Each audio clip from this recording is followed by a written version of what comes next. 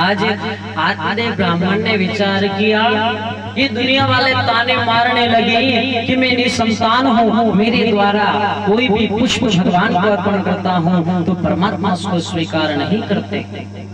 महाराज बैठ गए, अपने मस्तक को पत्थर पर पटकने लगे, हे परमात्मा, अगर आज पुत्र प्राप्ति का वरदान नहीं दिया तो आज मैं यहीं पर तड़प तड़प कर मर जाऊंगा, पर वापिस घर नहीं जाऊंगा।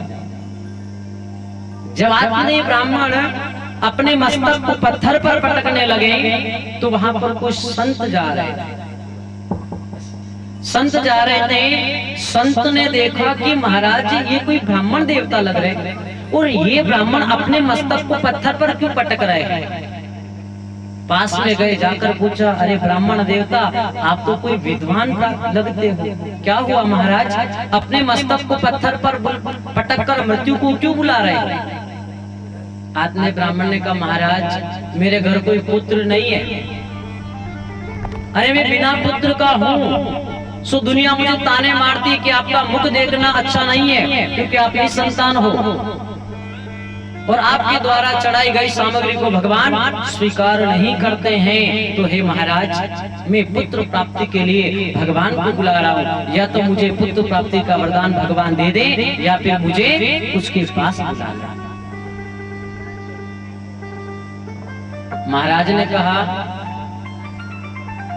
बोले महाराज आपकी मैं मस्तक की रेखा को देख रहा हूँ, अरे एक जन्म नहीं, दो जन्म नहीं, 7-7 जन्मों तक आपके पुत्र सुख नहीं है। अब जब आत्मदेव ब्राह्मण ने ये बात सुनी, 7 जन्म तक मेरे पुत्र नहीं है, तो महाराज आत्मदेव ब्राह्मण कहने लगे, आप तो महात्मा हो और महात्मा तो हाथों की रेखा और मस्तिष्क की रेखा को बदल सकते, अरे महाराज ऐसा कोई उपाय बताओ जिससे कि मेरा रेखा बदल जाए और मेरे पुत्र प्राप्ति का सुख मुझे प्राप्त हो जाए। महात्मा ने कहा, एक बात बताओ पंडित जी, क्या करोगे पुत्र को लेकर।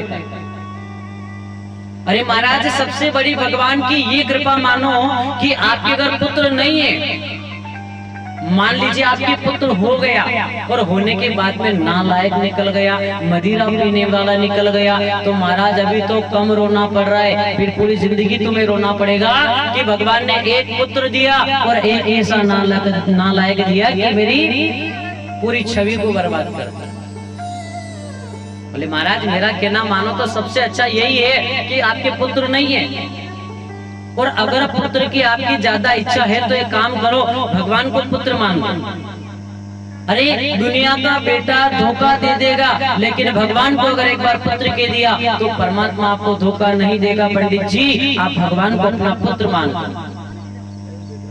आत्मदेव ब्राह्मण ने कहा, महाराज मेरे को आपकी कथा नहीं सुननी है, मुझे तो पुत्र प्राप्ति का वरदान चाहिए, और वापिस अपने मस्तक को पत्थर पर पटकने लगे।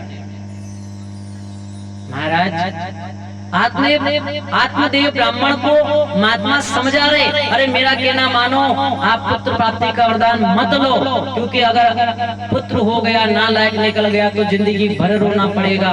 अरे महाराज मेरी बात मानो तो आप भगवान को अपना पुत्र मान लो और यहाँ से घर चले जाओ। लाख समझाया, आत्मदेव को समझ में नहीं आया। महात्मा को दया आई, क्योंकि बताया संत हृदय नवनीत समाना, मक्खन की तरह संतों का हृदय बताया है, और महात्मा को दया आई और आत्मदेव पर दया करके कह दिया, बोले महाराज आपके घर पुत्र तो नहीं है, पर एक में फल आपको अभिमंत्रित करके देता हूँ, अगर भगवान ने चाहा तो आपके घर पुत्र जरूर आए। जाओ ये फल मैं दे रहा हूँ आपको, ये फल अपनी पत्नी को खिला देना। नियम बता दिए, झूठ मत बोलना, छल कपट मत करना, जहाँ तक पुत्र नहीं हो धरती माता पर शयन करना, और ये जाओ अपनी आपकी पत्नी को खिला देना। वो फल लेकर के महाराज आत्मदेव ब्राह्मण अपने घर आए। महाराज उस धुंधली से कहा कि देवी लो आप ये फल पावन करो। धुंधले ने पूछा, महाराज कहाँ से लाए और ये किस बात का फल है। बोले देवी अपने घर पुत्र नहीं है, सो अपने घर पुत्र प्राप्ति के लिए फल अभिमंत्रित करके महात्मा ने दिया है, और आप ये फल पावन करो जिससे कि आपके घर पुत्र प्राप्त होगा। धुंधली ने विचार किया, ये फल मैं खाऊं यानी कि मेरे गर्भ में बालक आएगा और 9 महीने मेरे गर्भ में रहेगा, धुंधली ने विचार किया ये तो असंभव है महाराज। क्यों? क्योंकि